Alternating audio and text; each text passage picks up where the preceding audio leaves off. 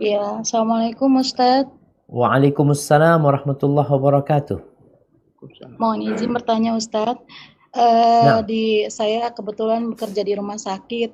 Kemudian saya tuh di lingkungan saya ada teman-teman atau sejawat kita yaitu tenaga kesehatan. Ya dalam di mana hari ini kita sama-sama kerja di pelayanan.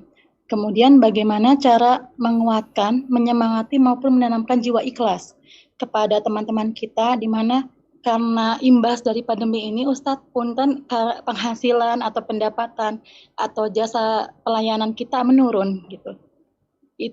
Bagaimana untuk saling menguatkan antara kita gitu Ustadz. Terima kasih. Masya Allah, Assalamualaikum warahmatullahi wabarakatuh. barakallahu fikum. Iya jemaah, jadi bukan hanya nakes ya. Kayaknya banyak yang penghasilannya menurun. Bagaimana kita menerima kondisi ini? Ahibati fillah, kita tuh mengeluh biasanya karena kita lupa sama nikmat yang Allah berikan kepada kita. Yang ada dalam benak kita itu hitung-hitungan matematika. Biasanya kita dapat 1 juta, sekarang dapat 500. Kan berkurang. Taib. Nikmat Allah yang lainnya nggak dihitung. Engkau tidak menghitung nikmat mata yang Allah berikan. Bayangin kalau Allah berikan kepadamu sakit dalam kondisi pandemi ini. Allah kasih kepadamu sakit, engkau harus dirawat di rumah sakit, harus mengeluarkan biaya. Dari sini kita bisa mensyukuri nikmat Allah Azza wa Jalla dalam artian, ya Allah Alhamdulillah, ana dapat 500 ribu, biasanya 1 juta, tapi Allah kasih sehat tuh orang-orang yang sakit gimana tuh? Oleh karena itu Rasulullah SAW menyuruh kita untuk melihat kepada yang di bawah dan tidak melihat kepada yang di atas. Jangan melihat kemarin 1 juta. Sekarang 500. Ketika melihat 1 juta, kita akan sedih, kita akan mengeluh. Cuma 500. Tapi lihat kepada yang di PHK, 0 penghasilan dia. Tadi tuh cerita ibu yang bertanya, gak punya apa-apa dia.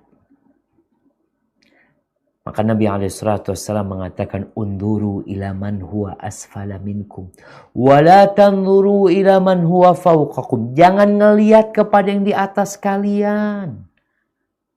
Makanya kalau kita ngelihat, banyak pengusaha-penguasa ini mengeluh kerjanya. Kenapa Ustaz, kita nih dari sejak Maret sampai sekarang nih, 6 bulan, udah 7 bulan nih. Kita tuh biasanya dapat duit 1 bulan sekian. Sekarang nggak dapat apa-apa, 0. Oh iya, engkau 0. Nggak dapat apa-apa. Ada yang lebih parah dari engkau. Engkau masih punya rumah. Engkau masih punya ini dan itu. Lihat kepada yang di bawah. Yang mengais di tempat sampah.